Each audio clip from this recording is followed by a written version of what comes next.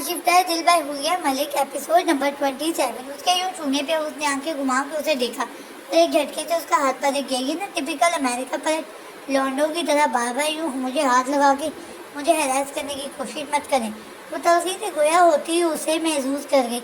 ये अमेरिका पलट लौंडे कैसे हाथ लगाते हैं। रात के आखिरी पहर भी वो बहुत फ्रेश था। उसके सामने खड़ा दूबदू सवालों जवाब कर रहा था जो कम अज कम उसके लिए हरगिज खुशगवार नहीं था। तभी वो बिना जवाब दिए वापस पलटी और सोफे पर बैठ गई। मुझे कल हॉस्पिटल जाना है। चंद साल बाद जब वो बेड पे बैठा अपने शूज उतार रहा था, उसकी संजीदा आवाज़ गूंजी तो वो ठुठका, हॉस्पिटल क्यों? इस तरफामिया निगाहें फौरन उसकी जानिब उठी तो नूने ने चंद पल संजीदगी से उसकी सुरमई आंखों में उभरते सवाल को देखा और फिर बहुत सुकून से गोया हुई। मारे जली से मिलने के लिए लफ्ज पे जोर देती वो सामने बैठे हमास को बेतरा से बेसकून कर गई। किससे मिलने के लिए? उसने दोबारा सवाल दोहराते हुए नंगे पैर दबीज कालीन पर रखे तो उसके चेहरे के खाइब तासुरात देख के नूरे को बहुत सुकून आया। मारे अली से मिलने के लिए, वो बहुत मुतमईन अंदाज में अपने अल्फाज पे जोर देते हुए जवाबन गोया हुई तो उसकी खूबसूरत आंखों के किनारे सूख पड़ने लगे। अब वहाँ नहीं जा सकती नूरे। कुछ पलों के बाद संभलते हुए वो सपाट लहजे में गोया हुआ तो उसके मुलायम चेहरे पर तमस्कर फैल गया। ये तो you know what Hamas Khanzada, मैं 19वीं सदी की बैकवर्ड लड़की नहीं हूँ जो तुम्हारे किए जुल्म को भूल के तुम्हें ही अपना आखिरी ठिकाना समझ लूँगी। मैं आज के दौर की लड़की हूँ जिससे तुमने उसकी मर्जी के बगैर उसकी ख्वाहिशात, जज्बात, मोहब्बत सब छीना है। वो सोफे से उठ खड़ी होती उसके बिल्कुल सामने आके रुकती आंखों में पुरतबिश्री चमक लिए गोया हुई तो हमारे बेतासुर निगाहों से उसकी निगाहों की मुंतकाना नज़म देखे।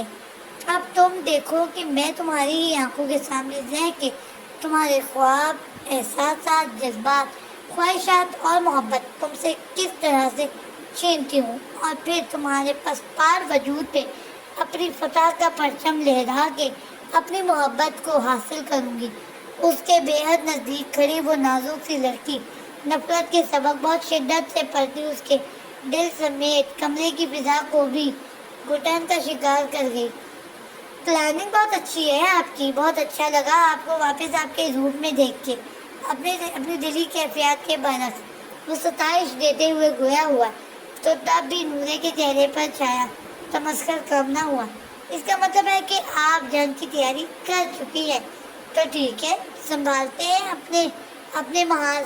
वो उसके पुरअज़म चेहरे को देखते हुए गोया हुआ तो वो कंधे उचकाती गोया उसकी तायीद करते हुए वापस पलटी। इसकी इतनी जल्दी क्या है? आपको नहीं पता कि जब डील फाइनल की जाए तो मुआनका किया जाता है। वापस पलटती नूरे का बाजू थाम के उसे वापस अपनी जानिब खींचता अपने बेहद करीब कर चुका था। ये क्या बदतमीजी है? वो उसकी मजबूत गिरफ्त में झटपटाई लेकिन उसने असर लिए बगैर कदम आगे बढ़ाया तो उसके चेहरे पर छाया तैश भी बढ़ने लगा। बदतमीजी समझी जाती है वो बीवी जो शौहर के साथ तो तलाक करती है। मिसेस खानज़ादा उसके गुस्से से फूलती नाक को धीरे से छू के वो उसके गुस्से को मज़ीद हवा बख्श गया। मैं बदतमीज़ के अलावा भी सब कुछ होने के तैयार हूँ लेकिन तुम्हारी इज्जत कभी नहीं करूँगी। उसकी हरकत और इत्मीनान पे आग बगोला वो चिल्लाई जब वो खुलकर हंसता हुआ उसके पुरज़ोर मज़ामत के बावजूद उसे सीने से लगा गया। अब शुरू करते हैं अपने महाजों पे जंग, लेकिन वाज़ेह रहे आप नफ़रत के लिए हर हद पार करेंगी तो यही हद है मोहब्बत में पार करना पड़ेगी।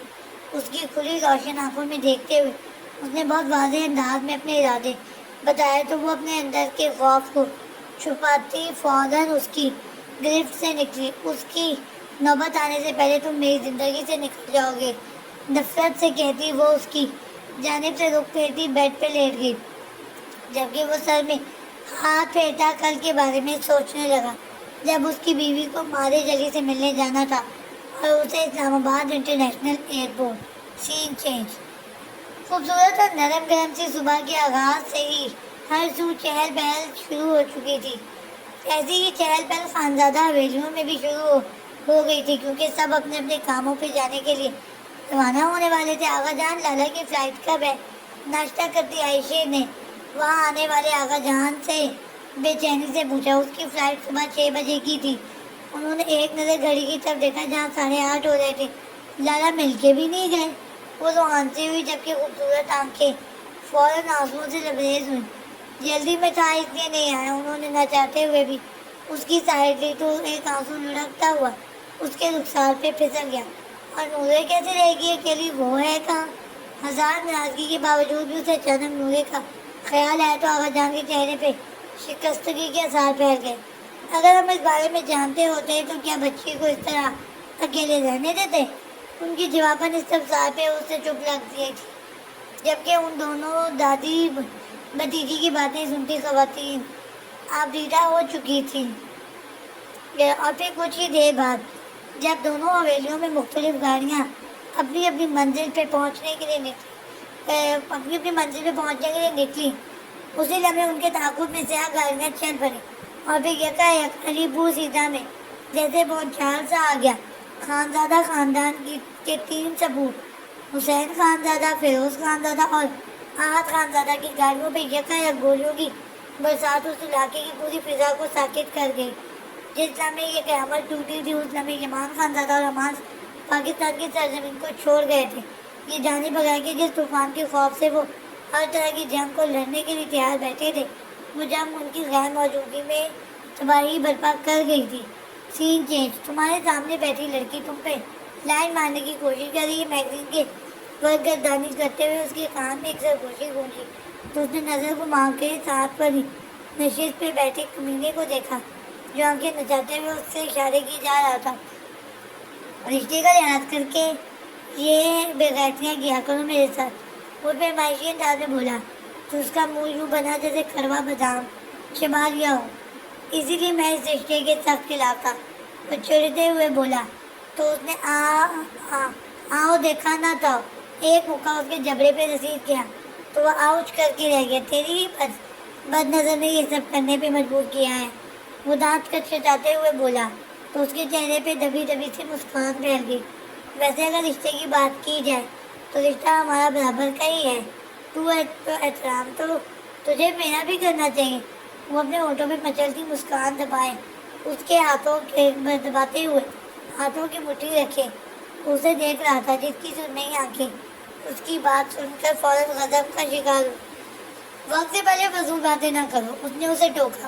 یہ والا سبق تو نے کیوں نہیں یاد رکھا؟ اس کی جوابی معصومیت قابل دید تھی، لیکن مقابل کو سلگا گئی۔ میری یادداشت کمزور ہے اور بک بک بند کر اب سونا ہے مجھے۔ اس کے سوال پہ اسے نہ جانے کیوں اپنی بپری شیرنی یاد آئی تھی، جسے وہ پا کے بھی نہ پا سکا تھا۔ شادی کے دوسرے ہی دن جب بیوی کو چھوڑ کے جانا پڑے تو سونے کے بہانے اسے یاد کرنے کا طریقہ بہت پرانا اور آزمودہ ہے۔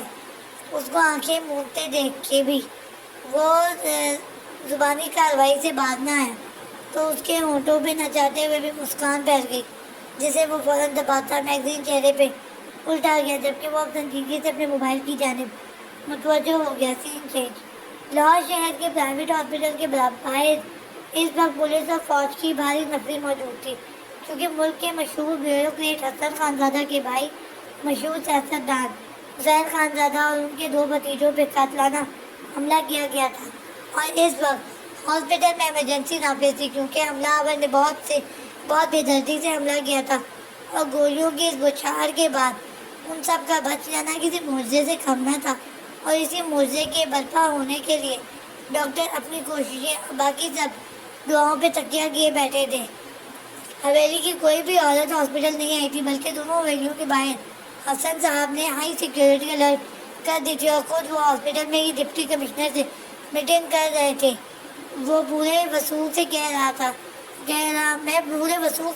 ہوں کمشنر صاحب، حملہ بلال ربانی اور اس کے ساتھیوں کے کہے پہ کیا گیا ہے، اور مجھے وہ دونوں اگلے 24 گھنٹوں میں جیل کی سلاخوں کے پیچھے چاہیے۔ ان کے بے لچک اور سپاٹ آواز میں اس وقت چٹانوں کی سی سکتی تھی. لیکن خانزادہ صاحب ہمارے پاس کوئی ثبوت.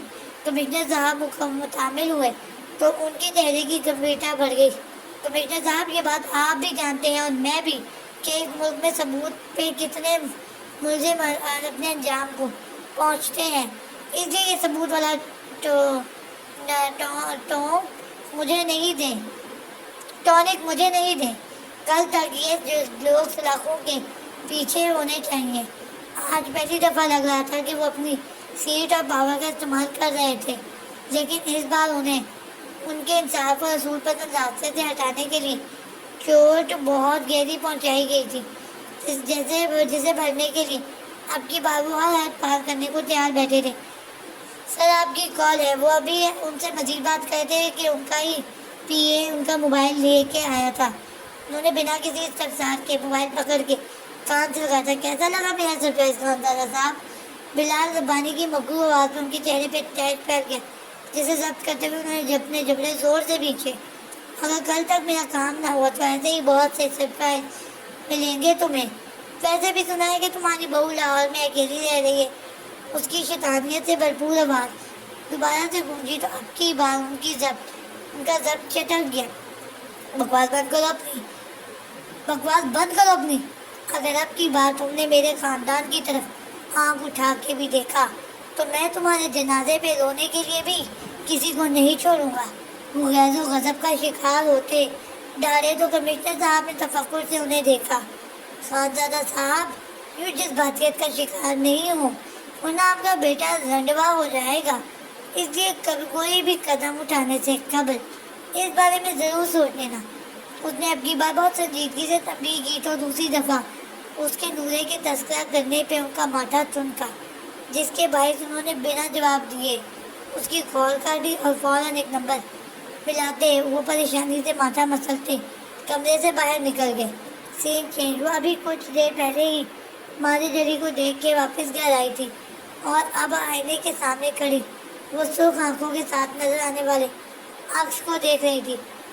تم مجھے جتنی مرضی زنجیروں سے باندھ لو لیکن جو تم نے کیا ہے نا وہ سب جب میں سوچتی ہوں تو دل کرتا ہے ان زنجیروں سمیت تمہیں بھی توڑ ڈالوں. وہ اپنے گلے میں موجود لاکٹ کو دیکھتی نفرت سے بولی. یہ لاکٹ بالکل اس جیسا تھا جو کبھی اس کی گردن کی زینت ہوا کرتا تھا لیکن اب وہ حماس کی گردن کی زینت تھا. مگر اب اس نے اس کی گردن میں اپنے نام کے پہلے حرف سے مزین لاکٹ کو سجا ڈالا تھا. یہ لاکٹ اس نے شاید فلائٹ کے لیے نکلنے سے قبل اس کے سوتے ہوئے پہنایا تھا اور اس کا لاک کچھ اس طرح سے ڈیزائن کیا گیا تھا کہ اسے بنا کسی کی مدد کے کھولا نہیں جا سکتا تھا. اور اگر یہ کھلتا بھی تو وہ اسے کسی اور سے نہیں بلکہ اس کے ہاتھوں سے کھلوانا چاہتی تھی کیونکہ وہ اس کی آنکھوں میں اس لاکٹ کو اتارتے ہوئے ویسی ہی اذیت دیکھنا چاہتی تھی جیسی اذیت آج اسے مانے جلی کے بے سود وجود کو ہاسپٹل میں پڑے دیکھ کے ہوئی تھی. میں تمہارے کیے ہر ظلم کو بھول سکتی ہوں لیکن تمہیں مارج کے ساتھ ایسا کرنے کا کوئی حق نہ تھا. تم کہتے ہو کہ وہ صحیح آدمی نہیں ہے لیکن شاید تم نے واقعی محبت نہیں کی. جو تم یہ نہیں جانتے کہ محبت بہت خود غرض ہوتی ہے. وہ محبوب کی طرف اٹھتے ہر قدم کے لیے مضبوط دلیل ڈھونڈ لیتی ہے. وہ اپنے گلے پہ سجے لاکٹ میں مزید ایچ پر انگلی پھیرتی اس سے ہم کلام تھی جو وہاں موجود ہی نہیں تھا. اور میری تم سے نفرت کے لیے یہی دلیل کافی ہے کہ تم نے میری محبت کو بستر مرگ تک پہنچا ڈالا ہے. وہ نم آنکھوں کو زور سے میچتے ہوئے بڑبڑائی تو اسے اسی لمحے اس کے موبائل فون کی تیز آواز کمرے میں گونجی. کمرے کی خاموش فضا میں گونج رہی تھی. جاری ہے.